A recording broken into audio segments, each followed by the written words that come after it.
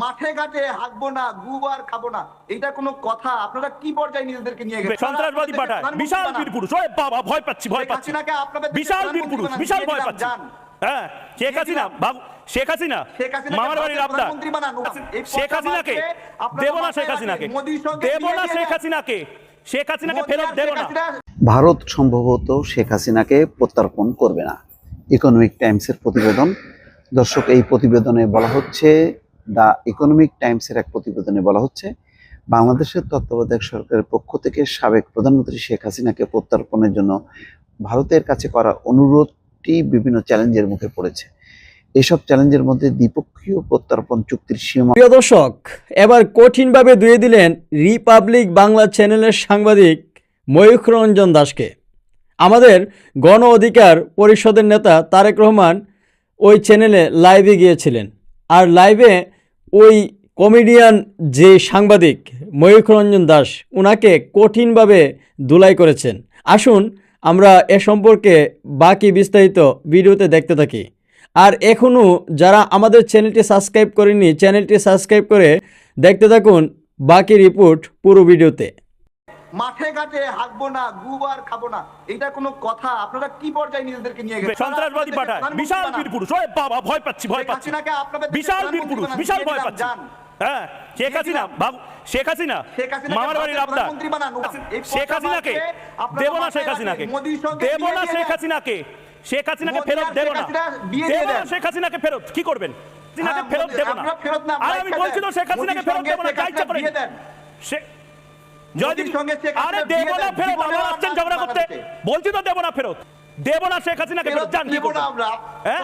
মোদির সঙ্গে শেখ হাসিনা, আরে আবার মোদির নাম শুনলে গোটা বাংলাদেশ থরথর করে কাঁপে। বাংলাদেশের টিআরপি, জিডিপি সব পড়ে যায়। মোদিতে আসছেন, আগে বলুন শেখ হাসিনাকে দেব না। কি করব? জিডিপি আপনাদের আয় কত? মাথা পিছু আয় কত? আমাদের আয় কত? আমাদের দেশের শাহরুখ খান, আমাদের দেশের শাহরুখ খান আর গায়ক অরিজিৎ সিং মুহূর্তে যে পরিমাণ টাকা কামায়, আর আমাদের বাংলার দেবের সিনেমায় যে আয় হয়, গোটা বাংলাদেশের এই মুহূর্তে সেই আয় হয় না বোধহয়। ছাড়ুন, খাদান দেখুন। ত্রিপুরার মাথা পিছু আয় কত? 800। কি বলছেন? ওষুধ দিন, পিসিআর ওষুধ দাও। আপনারা একটা কাজ করেন, ওই ভারতকে লাথি মেরে বাংলাদেশের সঙ্গে যুক্ত হয়ে যান। হার্টবিট বেড়ে যাবে, আবার মেডিকেল ভিসা নিয়ে ভারতেই আসতে হবে, এখানে চিকিৎসা করাতে হবে। টয়লেটে ব্যবহার করতে চান? আমার বাসায় টয়লেট আছে 3টা।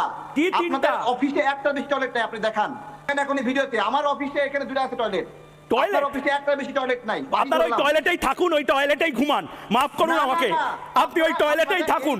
আপনাদের ডেভেলপমেন্টের ইন্ডেক্স হচ্ছে টয়লেট। আপনার দেশে মিছিল আপনি থাকুন ভালো করে। টয়লেটে একটা বালিশ নিয়ে নিন, একটা কোল বালিশ নিন। তারেক ভাই, একটা কোল বালিশ নিয়ে শুন, টয়লেটে শুয়ে থাকুন। ওই টয়লেটে শুয়ে হিজবুত তাহরী আর আনসারুল্লাহ বাংলা নিয়ে স্বপ্ন দেখেন। কি বলবো বলেন? এমন মিছিল বিশ্বের কোথাও আছে? মাঠে ঘাটে হাঁকবো না, গুবার খাবো না, এটা কোনো কথা? আপনারা কি পর্যায়ে নিজেদেরকে নিয়ে গেছেন? টাকা দেই নাই আমরা? কি টাকা দেননি? টাকা আছে, কেন করলেন? টাকা আছে, এত টাকা আছে। পকেটে হাত দিয়ে দেখুন তো, বাংলাদেশের পকেটে হাত দিয়ে দেখুন। মোহাম্মদ ইউনূস নিজে কত টাকা চুরি করে নিয়েছে? আপনাদের বলার দম আছে? ব্যাংকের জন্য কোটি কোটি টাকা নিয়ে নিয়েছে মোহাম্মদ ইউনূস, নিজের ব্যাংকের জন্য কোটি কোটি টাকা নিয়ে নিয়েছে। আপনার বলার দম? শুনুন, সিরিয়াস টপিক। গাজওয়াতুল হিন্দ হ্যাঁ কিনা? গাজওয়াতুল হিন্দের যে স্বপ্ন, সেটা গাজওয়াতুল হিন্দ একটা ভবিষ্যৎবাণী। এই তো হতে আসো বাবা, আপনাদের পরিণাম ভোগ করতে হবে। পরিণাম? গাজওয়াতুল হিন্দের পরিণাম কি? হারবে? আমরা হারবো মানে কে? ভারত হারবে? ভারত হারবে না হিন্দুরা হারবে? ভারত না হিন্দু? ভালো করে বলুন। হ্যাঁ, ঘুম হারাম। আর কি কি হারাম? ঘুম হারাম হয়ে গেছে আপনাদের। কি হয়ে গেছে? শুনুন, আমাদের ঘুম হারাম হয়ে গেলে আমরা ঘুমের ওষুধ খেয়ে ঘুমিয়ে পড়ি। ঘুমের ওষুধ কেনারও টাকা নেই। বাংলাদেশের এই মুহূর্তের যে অবস্থা, আমাদের ঘুম হারাম হলে আমরা ঘুমের ওষুধ খেয়ে ঘুমিয়ে পড়ি। এই মুহূর্তে ঘুমের ওষুধ কেনারও টাকা পায় না। আপনাদের রাজাকে পরাজিত করেছিল 17 জন। আমরা এরকমই, আমরা ভয় পাই না, আমরা সাহসী। বিশাল বীর পুরুষ। আপনারা আমাদেরকে পুরুষ বাসের রোবট নিয়ে, বাসের বন্দুক নিয়ে আসে, আমরা বিতাড়িত করেছি আর জঙ্গি পাঠায়। ভারত সম্ভবত শেখ হাসিনাকে প্রত্যার্পণ করবে না, ইকোনমিক টাইমসের প্রতিবেদন। দর্শক, এই প্রতিবেদনে বলা হচ্ছে, দ্য ইকোনমিক টাইমসের এক প্রতিবেদনে বলা হচ্ছে, বাংলাদেশের তত্ত্বাবধায়ক সরকারের পক্ষ থেকে সাবেক প্রধানমন্ত্রী শেখ হাসিনাকে প্রত্যার্পণের জন্য ভারতের কাছে করা অনুরোধটি বিভিন্ন চ্যালেঞ্জের মুখে পড়েছে। এসব চ্যালেঞ্জের মধ্যে দ্বিপক্ষীয় প্রত্যার্পণ চুক্তির সীমাবদ্ধতাও রয়েছে। বিশ্বস্ত সূত্রের বরাত দিয়ে শুক্রবার পত্রিকাটি বলছে, ভূ রাজনৈতিক কারণ বিবেচনা করে ভারত তার ঘনিষ্ঠ মিত্রদের একজনকে ত্যাগ করবে না। ভারত বাংলাদেশ প্রত্যর্পণ চুক্তি অনুযায়ী রাজনৈতিক প্রকৃতির যে কোনো অনুরোধ কার্যকর করা যায় না। উচ্চ পর্যায়ের সূত্রগুলো বলছে বাংলাদেশের বর্তমান মোহাম্মদ ইউনূস সরকারের চাপ সত্ত্বেও ভারত এই বিষয়ে দ্রুত কোনো সিদ্ধান্ত নেবে না। প্রতিবেদনে উল্লেখ করা হয়, শেখ হাসিনার মতো একজন নেত্রী যিনি ভারতের স্বার্থ রক্ষা করেছেন, চরমপন্থীদের দমন করেছেন এবং উপ-আঞ্চলিক সহযোগিতা বাড়িয়েছে, তার প্রত্যর্পণ ভারতের প্রতিবেশী মিত্রদের জন্য ভুল বার্তা পাঠাবে। আরও বলা হচ্ছে যে ভারত এই ধরনের প্রত্যর্পণ অনুরোধ পরীক্ষা নিরীক্ষা করবে এবং এতে বেশ কিছু মাস লেগে যেতে পারে বলে ধারণা করা হচ্ছে। ভারত দীর্ঘদিন ধরে অতিথিদের স্বাগত জানানোর ঐতিহ্য ধরে রেখেছে, যার উদাহরণ দালাই লামাও, অর্থাৎ তিব্বতের দালাই লামার উদাহরণটা এখানে আনা হচ্ছে। সূত্রগুলো মনে করে বর্তমান পরিস্থিতিতে শেখ হাসিনা যদি বাংলাদেশে ফেরেন তাহলে তার জন্য একটি অনিশ্চিত এবং ঝুঁকিপূর্ণ পরিস্থিতি তৈরি হতে পারে।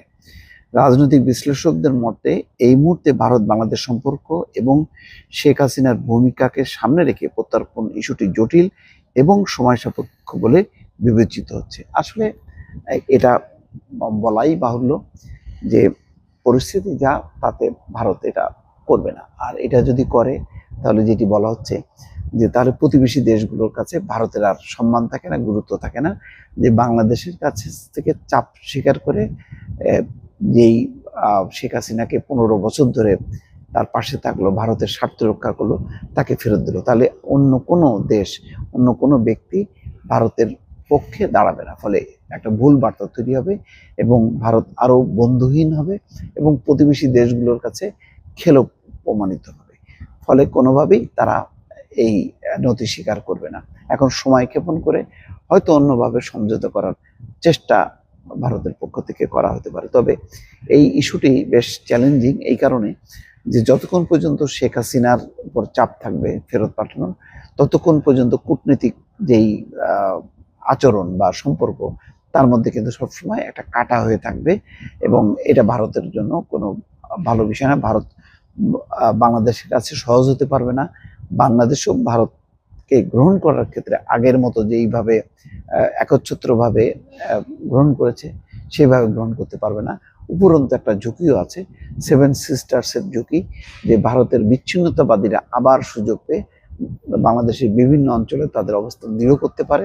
সম্মানিত দর্শক, আমি আশা করছি আপনারা সম্পূর্ণ ভিডিওটি খুবই মনোযোগ সহকারে দেখেছেন এবং এই কমেডিয়ান সাংবাদিকের কমেডি উপভোগ করেছেন। প্রিয় দর্শক, এ সম্পর্কে এই কমেডিয়ান যে সাংবাদিক বাংলাদেশ সম্পর্কে মিথ্যে গুজব বিভিন্ন ধরনের উস্কানিমূলক নিউজ ছড়াচ্ছে পুরো পৃথিবীতে এই চ্যানেলটা এবং এই চ্যানেলের সাংবাদিকটা। এই সাংবাদিকের ব্যাপারে আপনার মন্তব্য কী?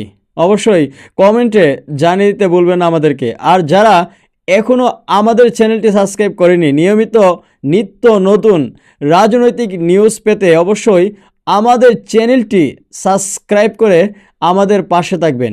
এতক্ষণ আমাদের চ্যানেলের সাথে থাকার জন্য আপনাদের সকলকে অসংখ্য ধন্যবাদ।